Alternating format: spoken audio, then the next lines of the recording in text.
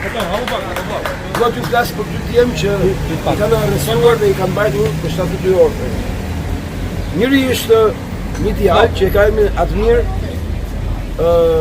Admir Tërshalla. Ky në datën 6 ka celebrime. Dhe ky do shkojë nga qelia të celebrohet, nëse e lirojnë gjykatë. Ose mund të mos celebrohet, ose mund ta mbajnë. Ai është një djalë i mrekullueshëm, djalë i mirë, që s'kishte bërë absolutisht asgjë se të fola me. Ndërkohë djali që qeli unë, quhet Elvis Pici, kampion europian i arteve marciale. Bravo! Ju shmang 2 herë me kokë, shkopit policisë donin t'i gjuanin kokë. Dhe e morën policët dhe akuzoi për kundërshtim. Ai tha, kisha dashur me kundërshtu, i kisha palos të 4 në tokë, tha. Po i trajtova me shumë respekt.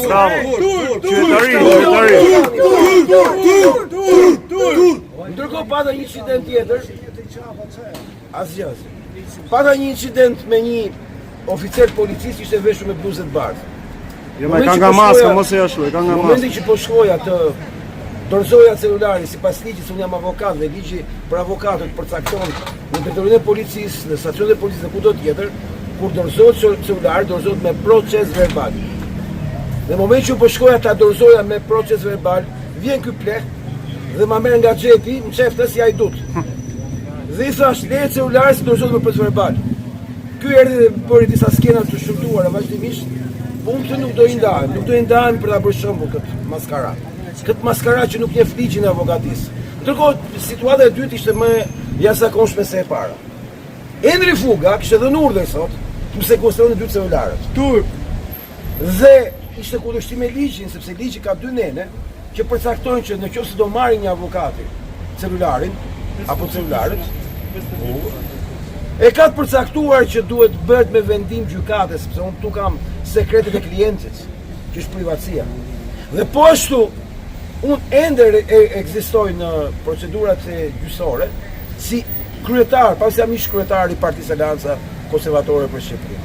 Dhe është bërë nami, është bërë një sherrë i madh midis komisariatit dhe besoj Endri Fugës, që pastaj ndroi prokurori, sepse ai donte me çdo kusht të 2 celularë. Dhe i them Endri Fugës, ja ku janë të 2, ti s'do t'i marrësh dot kur. As pasurdet që janë brenda dhe as do i fshishë rrjetet sociale. Ne do jemi më shumë dhe unë sot dua t'ju jap një mesazh që është më i rëndësishëm nga të gjithë.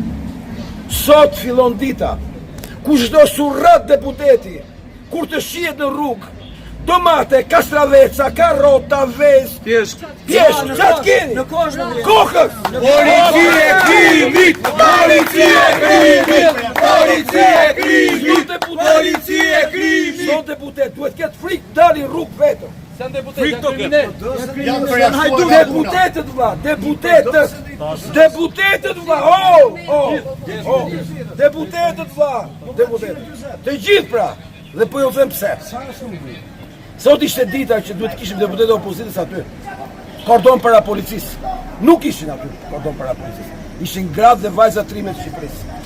Dhe ne kemi shumë nevojë për to gratë vajza trime, sepse këto kanë qenë pengesa më e madhe e gjithë punës policore, që unë e kam filmuar dhe e kemi të regjistruar, se si para se të fillonte përplasja, kishin sjell policë me pistoletat e gazit, që cilët po i bënin gati para se të fillonte.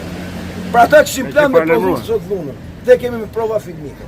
Dhe unë ja ku i kam celular dhe i them Endri Fugës, fuck you. Faleminderit.